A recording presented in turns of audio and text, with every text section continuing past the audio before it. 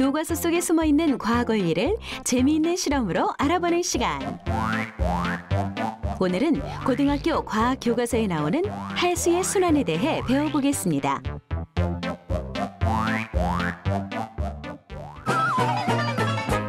실험을 함께할 선생님을 소개합니다. 물은 생명을 이루는 기본 물질입니다. 물은 식수로 사용될 뿐만 아니라 농작물을 재배하거나 공업용으로도 사용되는데요. 특히 바다는 무궁무진한 자원으로 우리에게 필요한 에너지를 제공하고 있습니다. 오늘은 실험을 통해 바닷물, 즉 해수의 온도와 순환에 대해 알아보겠습니다. 바다에서 바람이 한 방향으로 계속 불면 표면의 해수는 바람에 의해 일정한 방향으로 흐르게 되는데요. 그 영향을 받아 표면 아래의 해수도 이동하게 되는 현상을 해수의 순환이라고 합니다. 오늘은 실험을 통해 해수의 순환과 성질에 대해서 알아보도록 하겠습니다. 이번 시간에는 실험을 통해 해수의 온도 차이에 대해 알아보겠습니다. 해수의 온도를 알아보자. 준비물은 스탠드, 전등, 수조, 온도계와 소금 등을 준비해 주세요. 먼저 바다와 비슷한 상태를 재현하기 위해 소금물을 만들겠습니다. 물을 채운 수조에 소금을 넣은 후 잘 섞어주세요.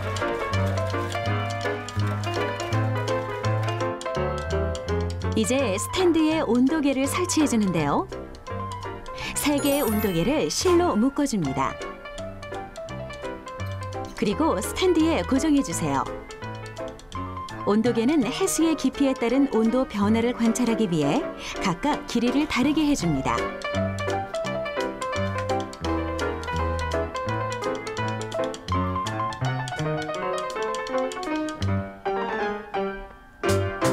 이제 해수의 온도 변화를 일으키는 환경을 만들어 보겠습니다. 수면 위에 전등을 설치해 줍니다. 전등의 불빛이 수조의 물과 가까이 위치하도록 조정하고 10분 동안 수면을 가열해 주세요. 전등의 불빛으로 수면을 가열하는 것은 태양열을 재현하는 것인데요. 해수의 수온을 결정하는 요인이 바로 태양의 복사 에너지이기 때문입니다. 또 온도계의 길이가 모두 다른 것은 바다의 구조와도 관련이 있는데요. 태양의 복사 에너지를 직접 받은 바다의 표면과 태양의 복사 에너지를 상대적으로 덜 받게 되는 바닷속은 온도가 다르게 나타나겠죠. 10분 동안 가열한 후 수조의 온도 변화를 살펴볼까요? 전등의 열기를 받은 수면의 위치와 온도계의 길이에 따라 각각 다른 온도가 나타났습니다. 해수의 온도와 해수의 혼합층을 결정하는 요소를 알 수 있는 실험이었습니다. 해수는 깊이와 수온 분포에 따라 혼합층, 수온 약층, 심해층으로 나누는데요. 표층의 해수는 태양의 복사 에너지에 의해 가열되고 바람에 의해 혼합되죠. 그래서 수온이 높은 층과 깊이에 따라 일정한 수온을 유지하는 층이 동시에 형성되는데요. 이러한 현상을 혼합층이라고 합니다. 혼합층 아래에서 수온이 급격하게 낮아지는 층을 수온 약층이라고 하죠. 따뜻한 해수가 위쪽에 있고 차가운 해수가 아래쪽에 있어서 해수의 연직 운동이 일어나기 때문인데요. 수온 약층보다 아래쪽인 심해층은 태양의 복사 에너지가 도달하지 않기 때문에 수온 변화가 나타나지 않아 거의 일정한 온도를 유지하게 됩니다. 옛날부터 먼 바다를 항해하던 사람들은 바다에도 육지의 강물과 같이 바닷물이 일정한 방향으로 흐르는 것을 이용해서 항해를 했다고 하는데요. 해수의 흐름은 어떻게 일어날까요? 실험을 통해 알아보도록 하겠습니다. 해수의 순환에 대해 알아보자. 실험에 필요한 준비물은 수조와 물, 헤어드라이기, 소금, 그리고 얼음 등입니다. 먼저 해류의 발생 원인부터 알아보겠습니다. 색종이를 작게 잘라서 수조 속에 넣어주세요. 색종이의 이동을 통해 해류의 발생 원인을 확인할 수 있습니다.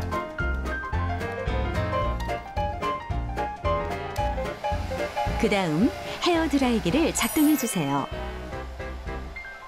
헤어 드라이기를 수면에서 조금 멀리 대고 약한 바람을 발생시켜줍니다.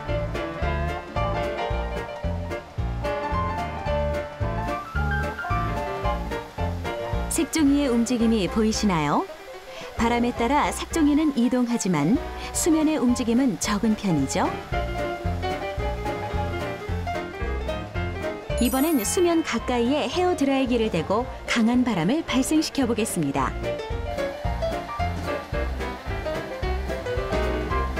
수면의 움직임이 커지고 색종이가 가라앉는 것을 확인할 수 있습니다.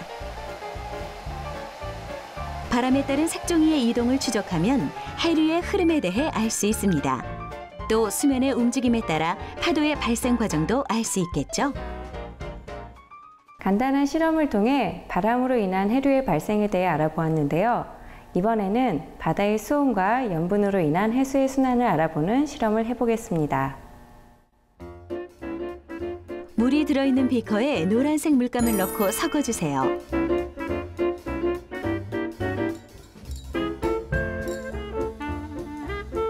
노란색 물을 수조의 한쪽 모서리를 이용해 천천히 부어줍니다. 순식간에 수조 속에서 고루 퍼지는 노란색 물감이 보이시나요?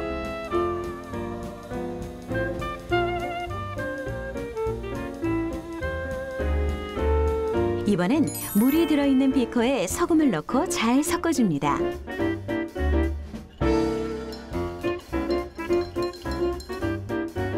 만들어진 소금물에 빨간색 물감을 넣고 섞어주세요.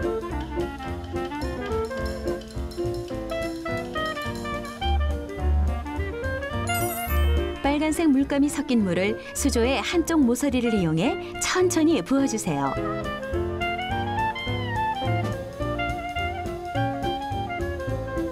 노란색 물감 섞인 물을 넣었을 때와 빨간색 물감 섞인 물을 넣었을 때의 차이점을 찾으셨나요?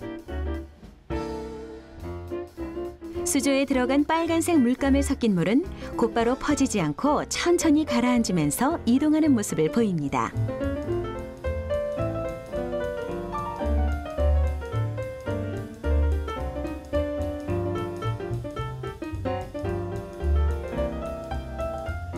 이것으로 염분 차이에 따른 해수의 순환 과정을 알 수 있는데요. 소금물은 증류수보다 밀도가 크기 때문에 해수가 가라앉으면서 이동하게 되는 것이죠. 물이 담긴 수조 안에 오두락 조각을 작게 잘라 띄워주세요.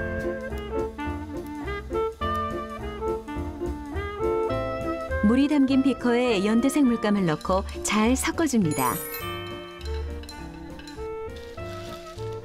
그리고 물감을 섞은 비커에 얼음을 넣어 온도를 낮춰주세요. 얼음을 넣은 물의 온도를 알아볼까요?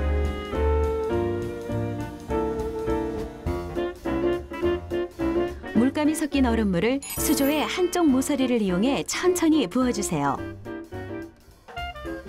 물감이 섞인 얼음물과 물 표면에 띄어진 오두락 조각의 이동 방향을 관찰합니다.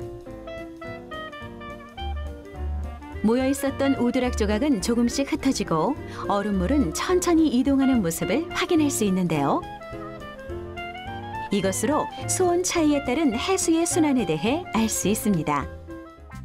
해수의 이동은 밀도와 관련이 있습니다. 일반적으로 수온이 낮아지거나 염분이 높아질수록 밀도는 커지죠. 밀도가 커진 해수가 가라앉으면서 연직 방향의 흐름이 발생하고 깊은 바다에서도 해수의 흐름이 이어지는데요. 이것을 심층순환이라고 합니다. 또 표층순환은 서로 연결되어 흐르면서 큰 순환을 이루는 것을 말하는데요. 표층순환과 심층순환은 저위도에서 고위도로 열을 수송하는 중요한 역할을 하죠. 때문에 해양의 수온을 일정하게 유지시켜주는 것입니다. 오늘은 실험을 통해 다양한 바다의 성질에 대해 알아보았는데요. 지구 표면의 70% 이상을 차지하는 바다를 이루기 위해서는 우리 눈에 보이지 않는 바다 속에서도 활발한 활동이 일어난다는 것을 알 수 있었습니다.